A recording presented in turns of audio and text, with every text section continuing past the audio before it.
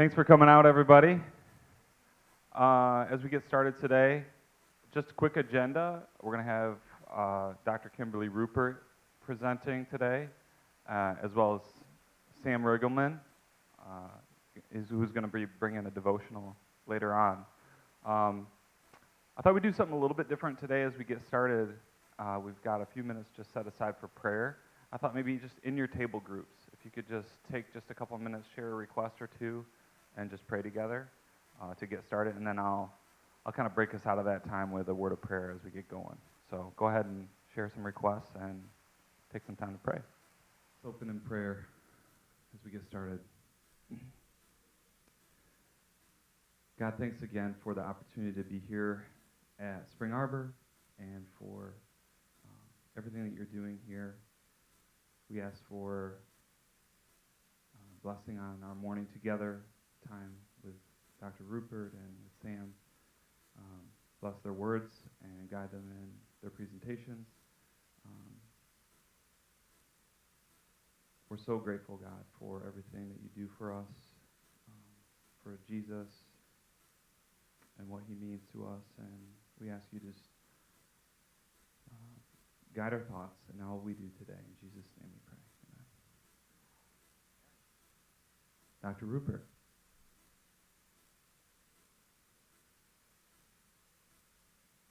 It's being recorded, so you need the microphone.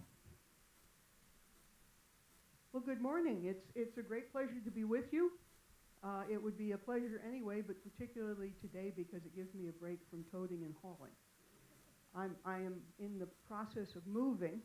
I bought a house and had to renovate it, and it's about ready, and so now is the packing and that joyous process. The reason I mention it is because it's made me think yet again about all of your activities.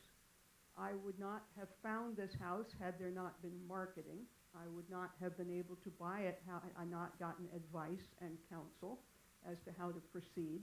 I would not have been able to accomplish the closing had the title not been properly registered. I've also had to go through the joy of re-registering guarantees, warranties on various systems in the house. I had to do some renovations, so I had to figure out who to hire. That's human resources. How much to pay. Speaking of pay, I had to get a mortgage, so that's financial aid.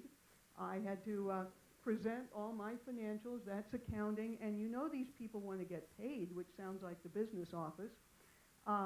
I also have had to deal with technology, getting the house wired and the phone lines in, and all of the installations that had to take place. So I have even more appreciation for what physical plant goes through, and now I'm in the joys of just trying to organize my life to accomplish what I hope to achieve out of this move. And it strikes me as very much what all of you do on an ongoing basis to enable our students and our faculty to achieve what they're trying to achieve here at Spring Arbor.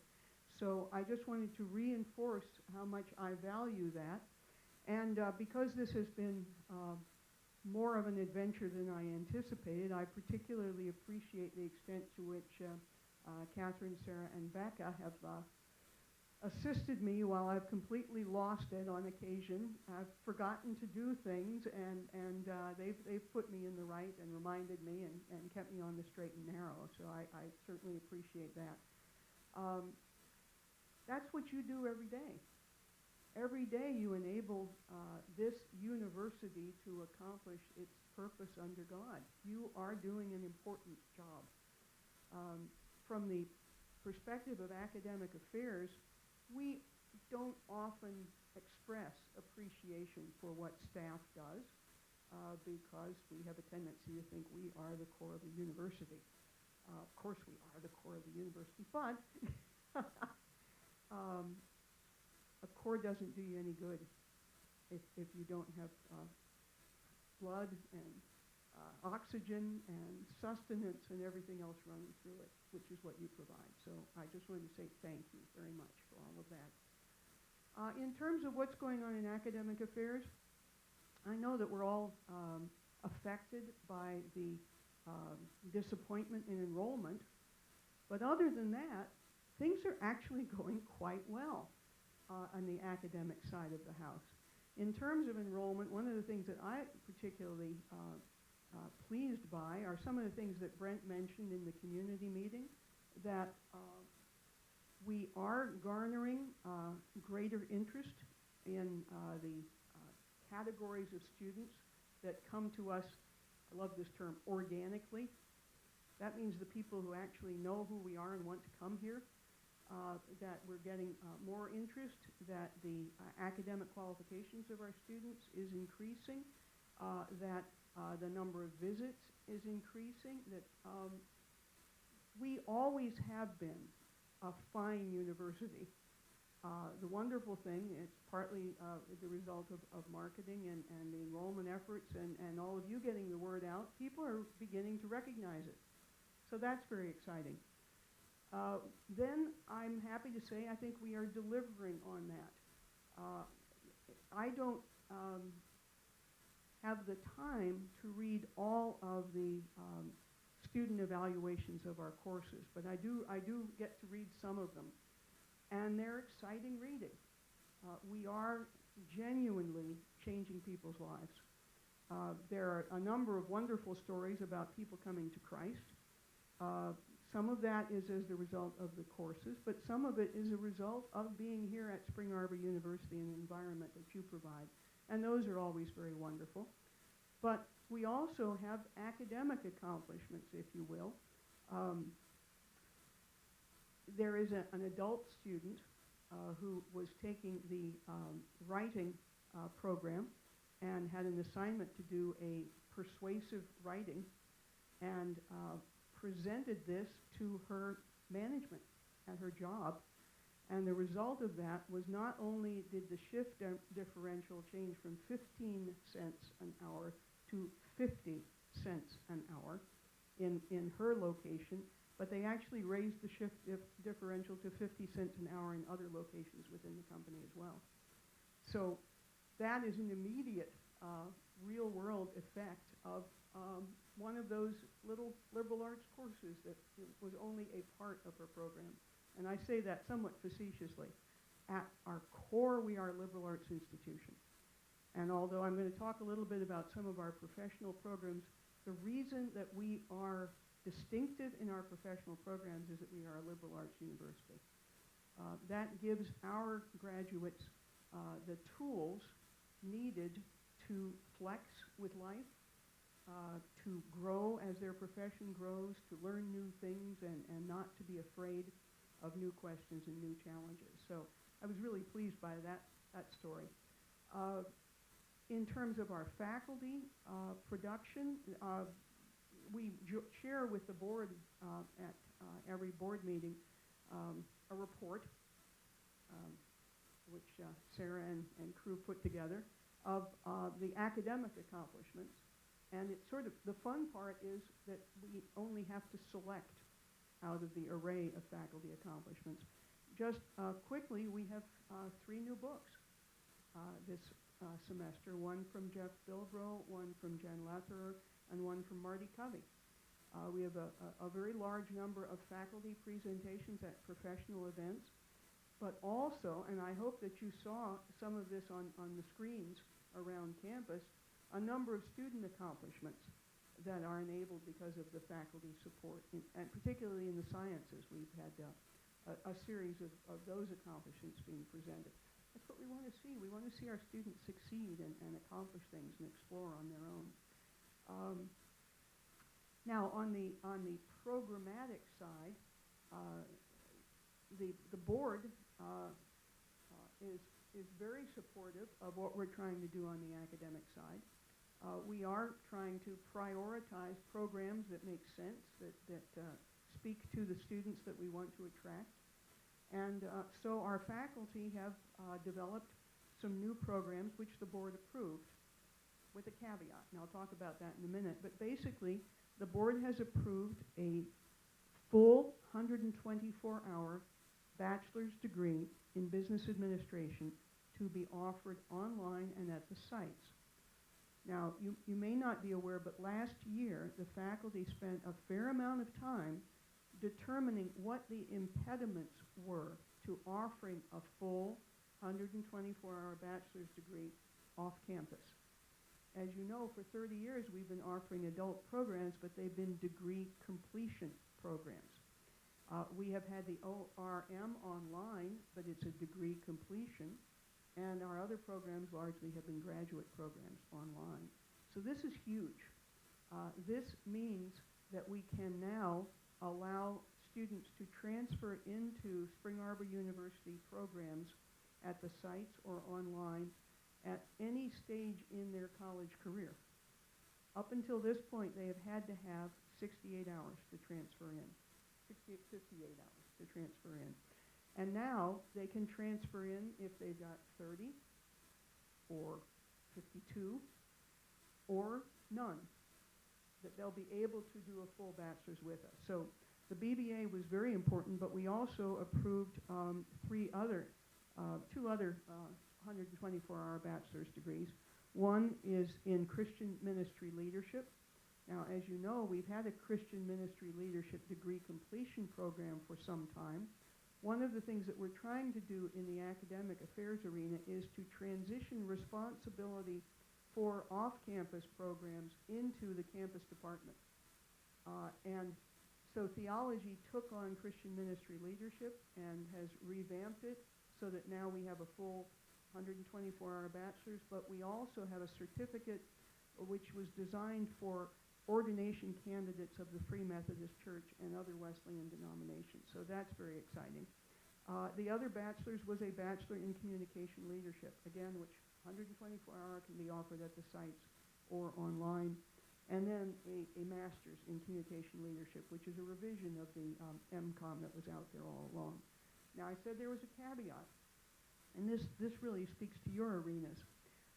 We have consistently expected new programs to be adequately vetted by marketing to make sure there's a market, and by the library to make sure we've got resources, and by finance to make sure it makes financial sense. Particularly because of these new programs that are going to be offered online, there is a sizable expense to putting a course online before you launch it. So we're really going a little bit more slowly, even though the board has approved these programs. It's with the caveat to make sure we know the market's there and it makes financial sense. So we're going to be reaching out to marketing and to the financial realms more aggressively on new programs than we have in the past. The other thing that's happening is because we are beginning to see an expansion in programs that are offered off campus, is that we're working with the departments around the issue of lead faculty. And what that means is that eventually, we weren't able to really pull it off this year, but next year we're putting in place a plan whereby there will be a campus faculty person responsible for ensuring the quality of every program, of every faculty, adjunct or full-time member teaching any program out off campus, whether it's online or at the site. So I think that's going to be tremendously helpful. I'm not assuming that there was a quality issue in the first place, but there was an historic division, as you know, between campus and off campus. And part of the intent of this is to say we are one university, and the Spring Arbor University experience should be the same for any student, however that student comes to us. Now, in terms of new things that are happening, one of the reasons that I'm aggressively moving is that the HHPR is working toward a new emphasis on physical therapy. Our hope is to be able to launch a physical therapy assistant program, which is a professional program, sometime in the course of next year. Right now, we have quite a number of students who go on to physical therapy school, but it's very, very competitive, and there is a growing need in Michigan, Ohio, and so forth, for that tier just below a full physical therapy assistant. Tremendous market demand for that. So we hope to be able to accommodate that.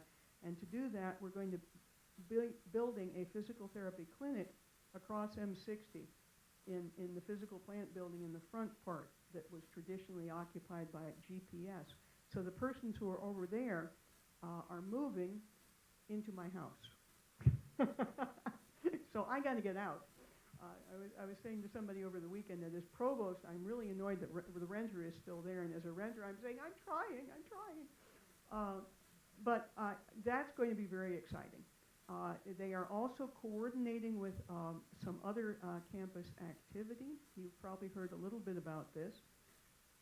We are intending, to use Al Kaufman's language, to launch a full program of RN through Bachelor's of Science in Nursing on campus in the fall.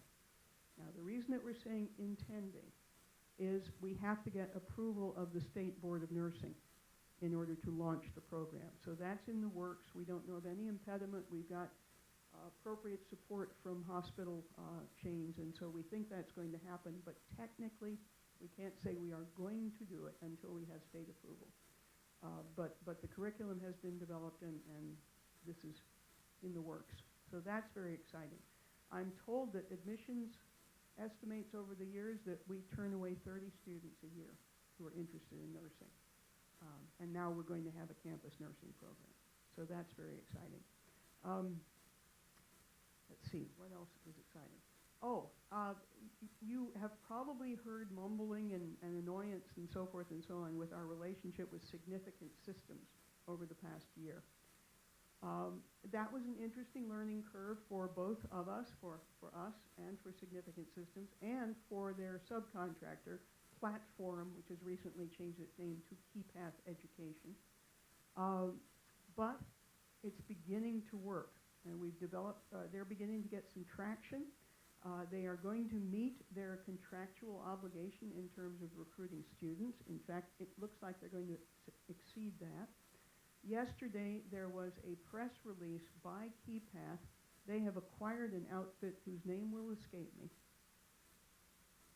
That is a specialist in health education and has strong relationships with hospital chains. And that will enable even better results from our nursing programs than we've had up to this point.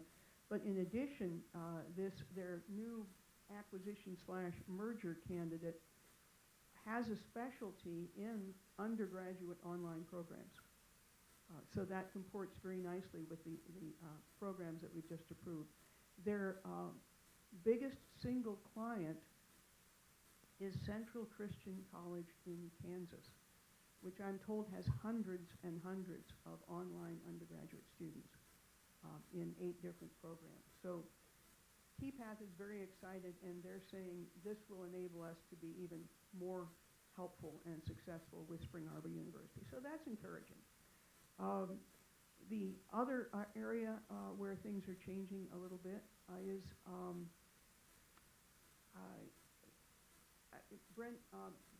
Kevin made some mention of this in terms of the employee handbook. There are aspects of the relationship of the university with faculty that have always been included in the faculty handbook, and what they've done now is to pull those things out because they are more general than faculty. Some of them are very specific to faculty, but some of them are general and apply to staff as well. So that sounds dull and boring, and it is, but it's a lot of work to make sure that we have a handbook that really incorporates all of the appropriate human resources, financial, and so forth, services and expectations. And I think that's going to be helpful. And it'll give you more to talk about in common with faculty. So up to this point, there's been a faculty handbook and a staff handbook. So this is, again, another effort to say we are all employees of the same university working together. That's a quick run through. I could keep going, but are there any questions? And I know I've used up my time. Okay. Oh, yes, over here and then, yes. The physical therapy assistant will not be an associate's degree. A physical therapy assistantship is a 4-year program. Yeah. And licensing exams and all that. Yeah. Right.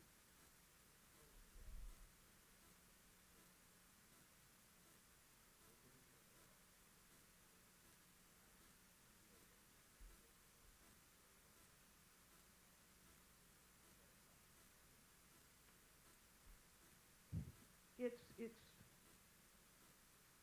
I think that recruiting is a little frustrated at the moment by our having to say intention, because they would love to say, yes, we're going to do it, because that would attract a lot.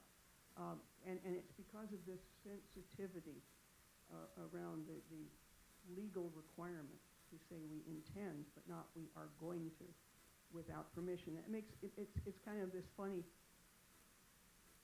Years and years ago, when I was in the Navy Reserve, you may remember Desert Storm, which is a little teeny thing. But at the time of Desert Storm, they hadn't quite figured out, well, it was compared to what's happened since. But at the time of Desert Storm, they hadn't quite figured out how to call back all the reservists. So it took them months to figure that out, at which point everything was almost over. So but at the same time, there were a lot of reservists who were happy to go. But at that time, most employers were saying, if you are called up non-voluntarily, we'll keep you whole on your salary. But if you're called up voluntarily, you're on your own. So there was this funny thing going through the reserves of people doing this, okay? Because they didn't want to hold their hand up all the way, but they were saying, if you recalled me involuntarily, I would be thrilled. Okay, so it's that same kind of funny dance that's happening right now. You know, are we being approached by students who want to come to take nursing here? Yes. Are we having to be careful in our language and saying, yeah, we really think this is going to happen? But yes, does that? So it's a dance right now. Does that make sense? And to use Al's language, we intend to launch a program in the fall.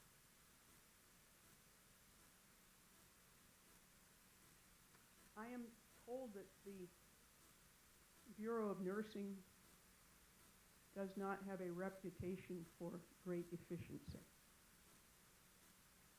Now, that may be a terrible thing to say, and it may not be true. That is what I am told. Okay? Well, thank you for the opportunity. It's a good time at Spring Arbor University. That's what I want you to know. It's a good time. Exciting things are happening. Students are being educated. Our faculty are working hard. You're working hard, and God is providing for all our needs through this institution. So we should rejoice in what He has provided to us at this point. And it is a delight to know that we are all relying on each other. And again, on behalf of my move, thank you.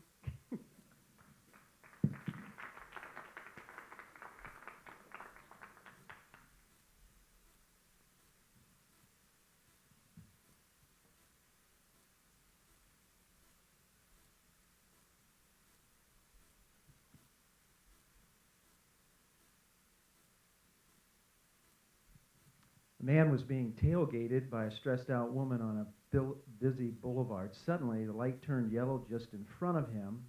He did the right thing, stopping at the crosswalk, even though he could have beaten the red light by accelerating through the intersection. The tailgating woman was furious and honked her horn, screaming in frustration as she missed her chance to get through the intersection, dropping her cell phone and her makeup. As she was still in mid-rant, she heard a tap on her window and looked up into the face of a very serious police officer. The officer ordered her to exit the car with her hands up. He took her to the police station where she was searched, fingerprinted, photographed, and placed in a holding cell. After a couple of hours, a policeman approached the cell, opened the door. She was escorted back to the booking desk where the arresting officer was waiting with her personal effects. He said, "I'm very sorry for this mistake. You see, I pulled up behind your car while you were blowing your horn, flipping off the guy in front of you, and cut cussing a blue streak at him. I noticed the "What Would Jesus Do" bumper sticker, the "Choose Life" license plate holder, the "Follow Me to Sunday School" bumper sticker, and the chrome-plated Christian fish emblem on your trunk. Naturally, I assumed you had stolen the car.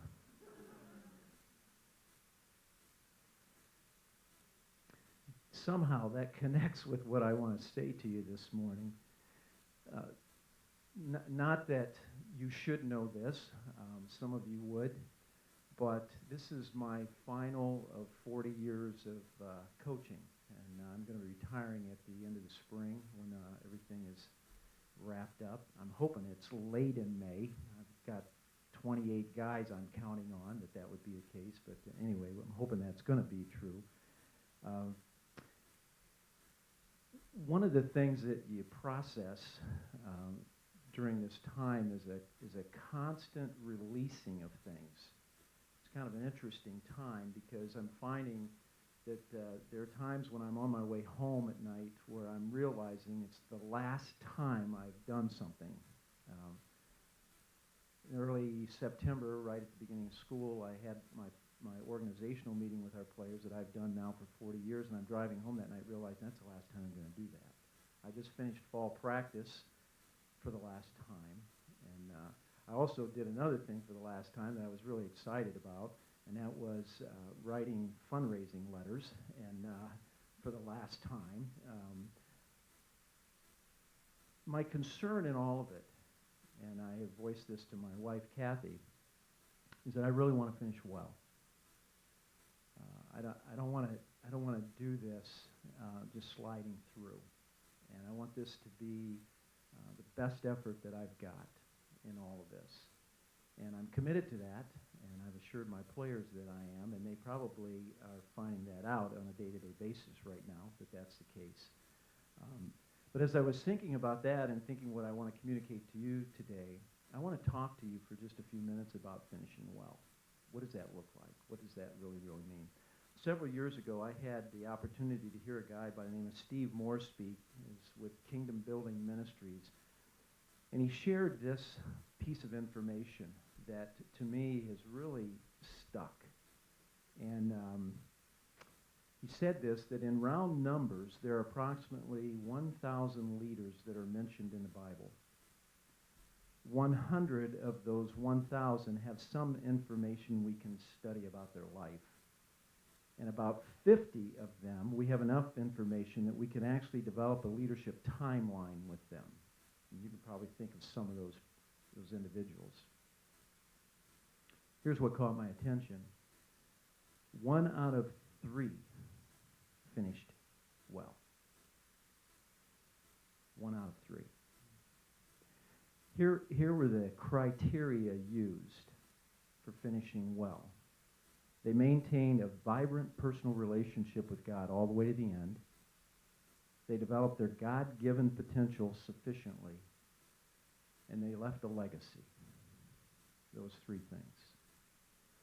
And I know that I've challenged myself many, many times as to, okay, how am I going to do this? How am I going to finish well? What does that look like? What does that mean? I want to suggest to you there's 3 or 4 things that I think that are absolutely essential for those to take place. You know, to me, one of the greatest examples of a guy finishing well comes out of the Old Testament, out of the book Daniel. It's Daniel himself. I don't know if you've caught this or not. You have to read through the entire book of Daniel, and some of it gets pretty complicated. But in the 9th and 10th chapter, there's a phrase that is used 3 different times that I think has special meaning. And without going into all the detail of the book of Daniel, Daniel in the 9th chapter of that book is pleading on behalf of Israel. Matter of fact, he's coming to God and he's in prayer and he's travailing because of the sins of the Israelites. And so he is standing in the gap praying. And lo and behold, as he is doing that, Gabriel shows up. Now, Gabriel is not just another one of the guys. Matter of fact, the New Testament, Luke talks about, I mean, he has been in the presence of God himself. And so Gabriel shows up, and as Daniel is doing this praying and travailing and weeping, he simply says this to him: I'm Gabriel. You need to know that your prayers are being heard. And then he says this: you are highly esteemed. Matter of fact, in the 9th chapter and the 10th chapter, that gets repeated 3 times. You are highly esteemed. You know, I had to look up the word esteem to make sure I understood exactly what that meant. But what it essentially means is you are revered. You are thought of highly. The interesting thing was, that was not Gabriel's opinion. I think that's important to note. Daniel is at the end of his earthly ministry. Gabriel is speaking on behalf of God. What a powerful thought. You are highly esteemed. In God's eyes, you matter.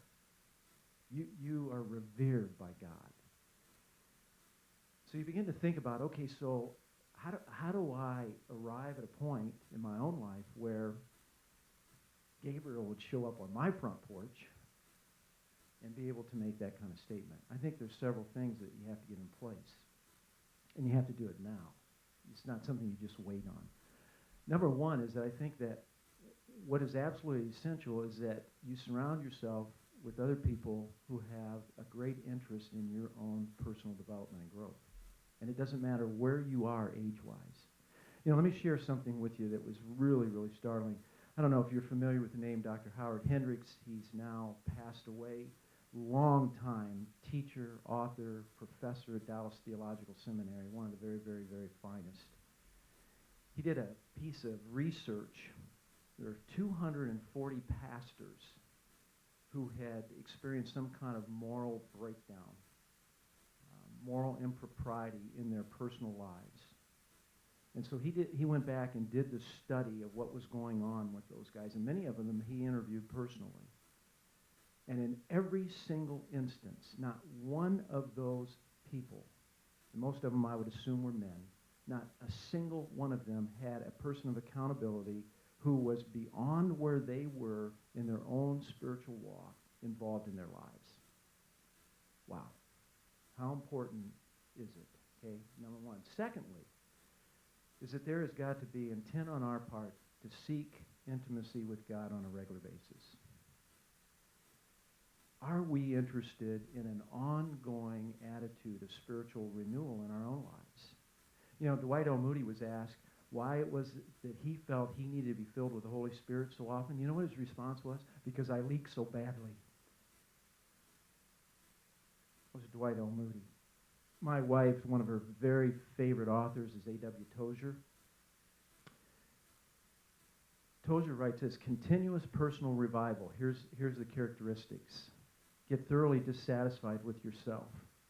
Throw your whole self into your desire for God. Put yourself in the way of blessings. Do a thorough job of repenting. Make a restitution wherever possible. Bring your life into accord with the Scriptures. Be serious-minded. Deliberately narrow your interest. Begin to witness. Have faith in God. Terms for continuous revival in our own lives. Okay, so that's the second thing. Third thing, this is so true in Daniel's life, was there's a point in time where you have to draw a line in the sand. Matter of fact, I would say to you or suggest to you that there are multiple times.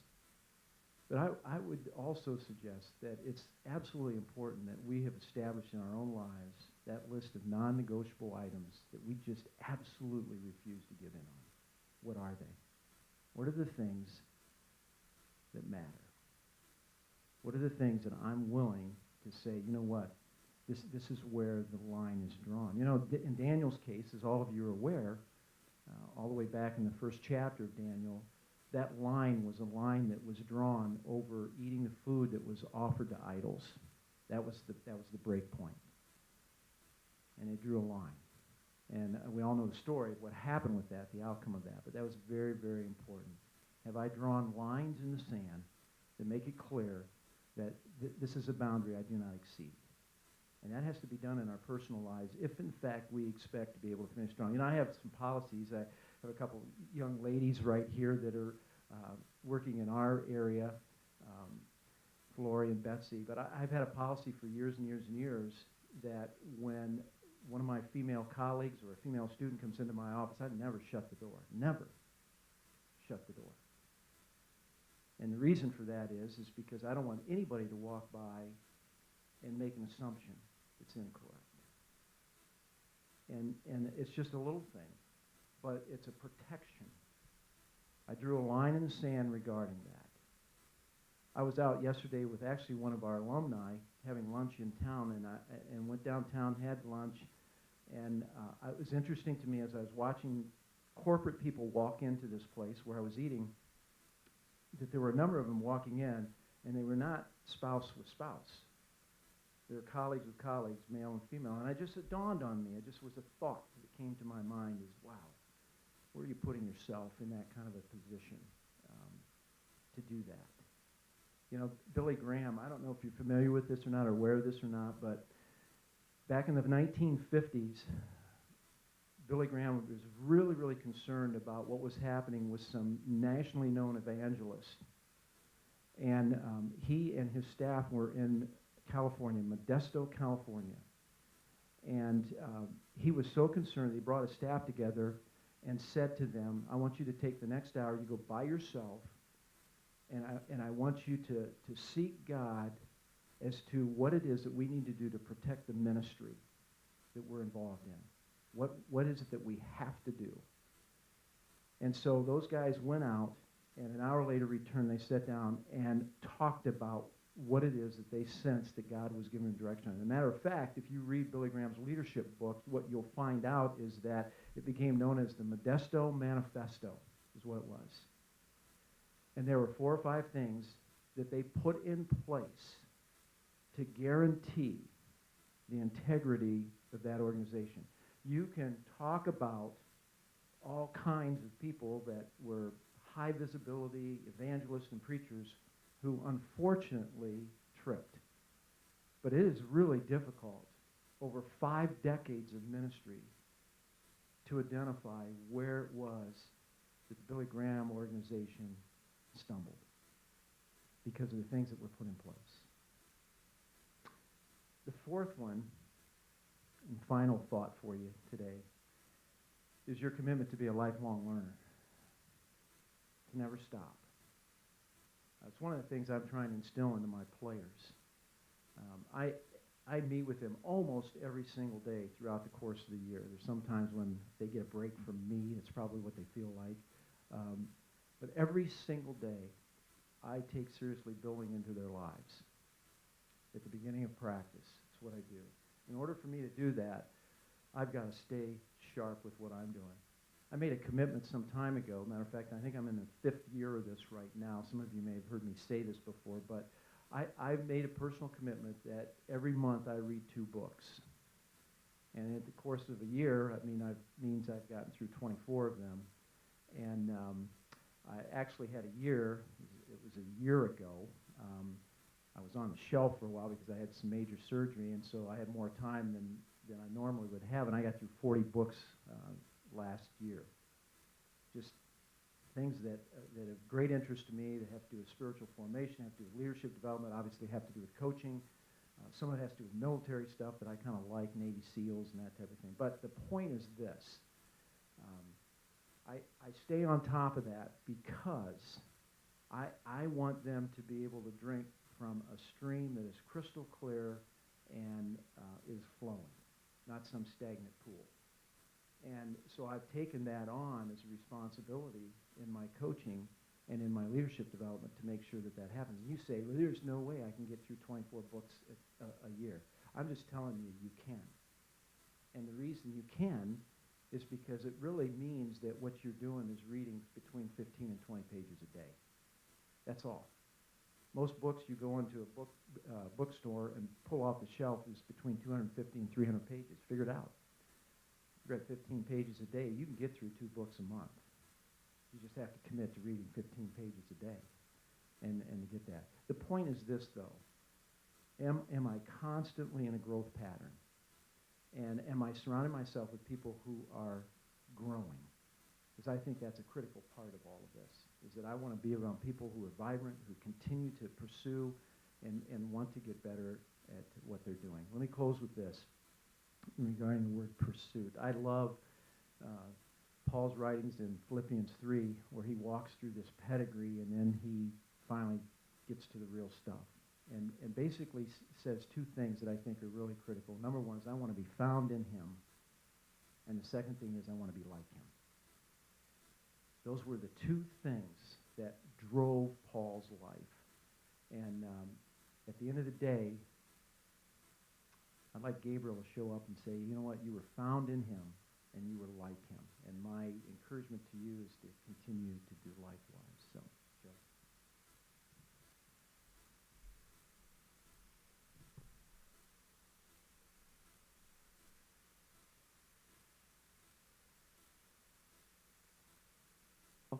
So, when Coach Riggleman was talking about finishing strong, I'm like, it's senior year, so I got to finish strong. And a lot of times, just like, wow, I'm just ready to be done, but got to remember to finish strong. So from SGA, some things that we have going on, and I'm just going to give you a couple updates. This past weekend, we had a costume contest and a costume party, and we had over 300 students come, and we enjoyed they bobbed for apples, carved pumpkins, and it was a great evening of fun. And so that was one. This upcoming Friday, Tim Delina is going to be here, and at the 7 o'clock session, we're providing donuts and cider for the students. Along with that, on November 14th, we're doing our first turkey. The name of it is a turkey trot. So it's going to be a 2K. So they're going to run 2,000 miles. And no, I'm joking. It's 2K. So some of the prizes that we're doing is floor. We're going to do a pizza party for the floor with the most participants. The first prize will get a turkey. The second place runners will get a pie. The third place winner will get mashed potatoes. And the fourth place runners will receive cranberries. Along with that, this upcoming weekend, some SGA members are going to be going with the Office of OIR down to a student diversity conference. So I'm very excited about that, and I also will be going. And this upcoming Thursday, we're going to have over 150 student leaders in here, and we're going to be having a time of refreshment, a time of fellowship, and we're also going to discuss some business as student leaders here on campus. And so this is November, and it's almost time. Exams are not that far away, so us as students, we're trying to remember to finish strong, but also enjoy our time together. So that's my update so far. Thank you.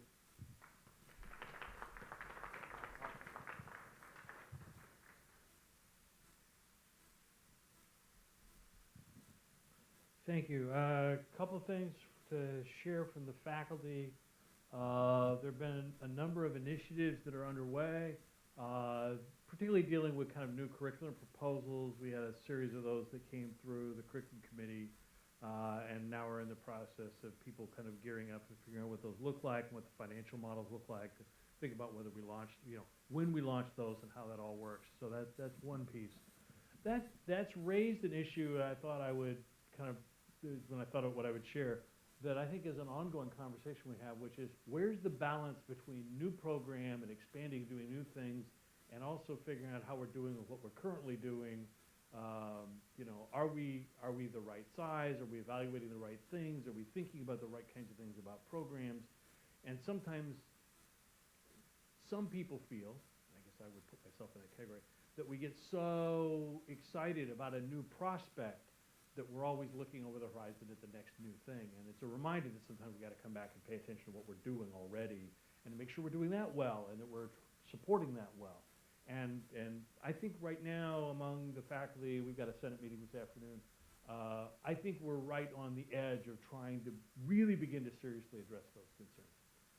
Another thing I would bring to your attention, because I don't know if you're all aware of this or not, we haven't been using this as a decision-making tool, but it was something of an analytic tool that was shared with us starting last year sometime, and it's kind of come up for this year. it still needs some detail and some tweaking. It's not quite right. But it's a series of kind of rough financial statements for each department. And it calculates the number of credits that are produced by that department and the expenses that go along with that department. And then what you may not be aware of is that you get the difference between those, and then that kind of plunks into a subtotal. And then there's a charge for a share of the university. So there's a piece that each department is responsible for a piece of the academic affairs office or the business office or something, financial aid, some things that cut across the entire university. And that's true whether one is on campus or off campus. Then there's another set, you drop down, there's another set on there that's called platform expenses. Okay? And platform expenses are, for my programs, the things that relate directly to campus. Right? So athletics being one. Right? Advancement happens for everybody, athletic happens on campus. At least that's the way it's been explained so far. I mention that just to say that there is nothing like that, I don't think, in your areas that says, what are you contributing to the overall good? And not that you're not contributing, it's just we're all feeling a little, we're very much aware, I'll put it that way, that somebody's doing these calculations and drawing calculations down below the line and saying, how are you doing? And I would just say that if you guys like expand a bunch, my bottom line goes down because I'm charged for that. So I would just bring that to your attention as we're all in this together. Because you don't generate revenue except for advancement, you don't directly generate revenue. Everything comes through credit hours produced. The way it works right now is we all get charged for that. So I just shared that to know, A, we're tracking that closely. B, we really don't have a comparable mechanism on the non-academic side of the house to say, well, how does that work? And C, we're still trying to figure out where the right balances are between all these things. And nobody's going to haul off, and provosts have been very clear about the fact that it's not like they're going to say, oh, look, you guys fell, you're this far below the line, so here's what has to happen to your area. You know, 'cause my response is to say, well, I think the platform costs are too big. But that's a different conversation I haven't won yet. But I just thought it was good for this group to know that that conversation is ongoing among academic leadership in terms of seeing what does that look like. We don't quite have all the bugs worked out of it yet, and honestly, when enrollment has fallen precipitously over the last 5 years, even quote-unquote profitable programs have become less so because the credit hours sold goes down when you have fewer students. It's just amazing how that works. And so that's kind of where that is. So yeah, those are some of the highlights of what we have going on right now. We'll have some other conversations coming up as we look at kind of other kinds of evaluative mechanisms, and I think we've got some retirements coming that I know of, but it's not appropriate for me to go into that at this point. Those will be coming around, and we'll be just kind of seeing what that all looks like. So I take any questions.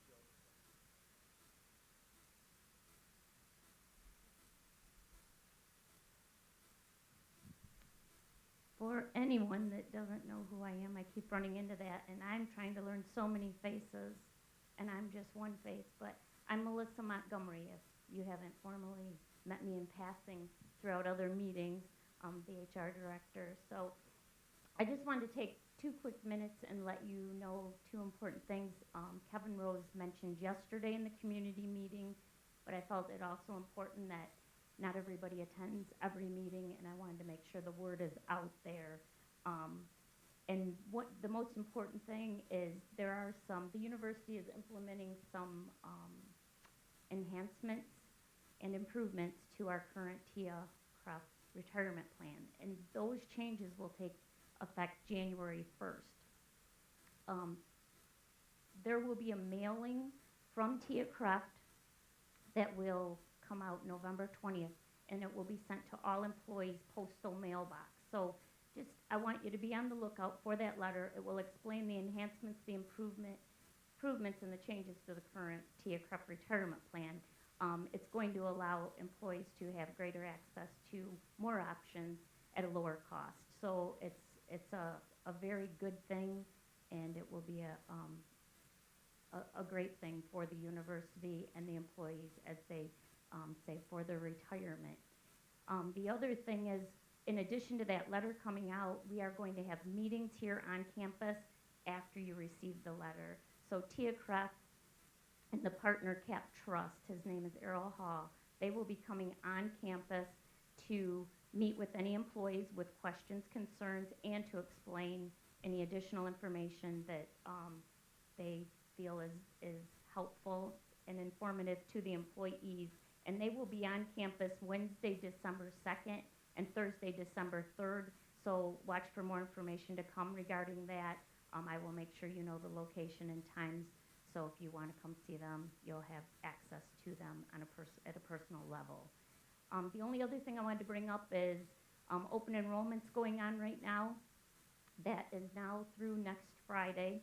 We did roll out a new online open enrollment portal this year. There have been, and we're very aware, there have been some email issues with some employees. Technology's been working on it and has found the issue.